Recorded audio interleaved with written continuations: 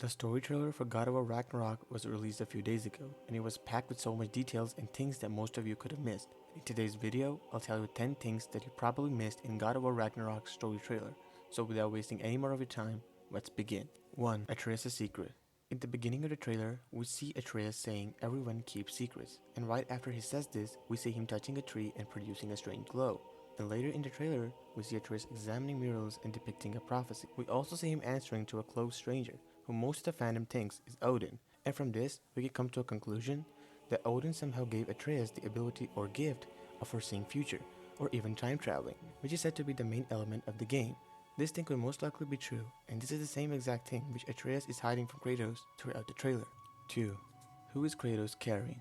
In the middle of the trailer, we see Kratos in a new realm, which is probably falling apart.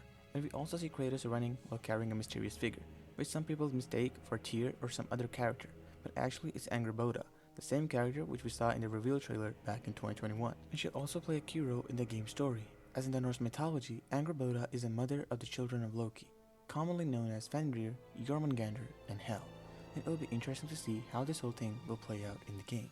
3. More Valkyries. In the trailer, we saw Kratos and Atreus fighting some new Valkyries in a completely new location, but the number of Valkyries is significantly higher than the ones we fought in the first game, as we saw Kratos fighting 2 Valkyries at the same time. But what I think is that these Valkyries will act like minions, and the Valkyries that we fought in the first game were the most powerful ones forged by Odin, and these ones will be stronger but weaker in comparison to the 9 we fought in the first God of War, released back in 2018.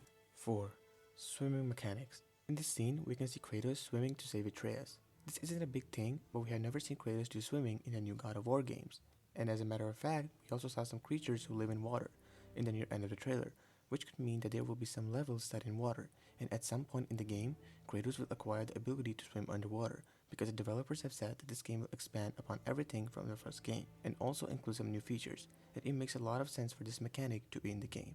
Improved combat and weapons. Although the trailer was mostly from cutscenes, but it also included some scenes from the gameplay, where we saw the Leviathan axe and the Blades of Chaos in action. And the one thing that I noticed is that now you can do the finishers with both of the weapons, which is a huge improvement from the previous game, as there are some new abilities which we can use.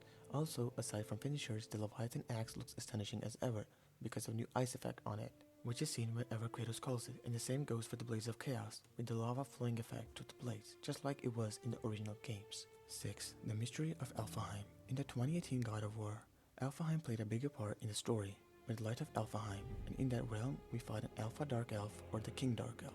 After the battle, he said something which we didn't know at the time, and since this game will fill every plot hole which was there in the original game, we can see Alfheim once again.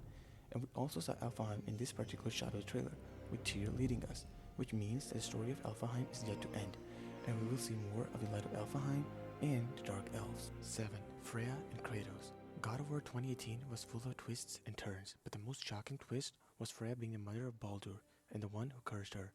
And in the ending of God of War, she swore to kill Kratos, but are we certain that it'll happen?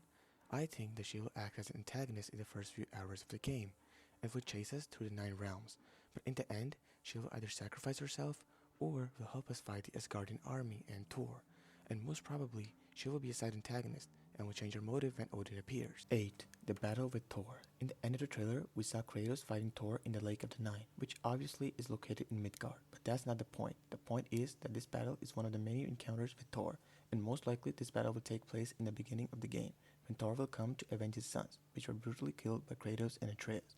Also, aside from Thor, Odin is the main villain, so this battle is most likely added to attract audience. 9. Old Kratos Returning. It was hinted many times that Kratos was holding back a lot in the new games as compared to the original games, and that his strength is a lot more in the Norse saga, which means that in this game, at some point, he will stop pulling his punches, and eventually return to his god-killing mode.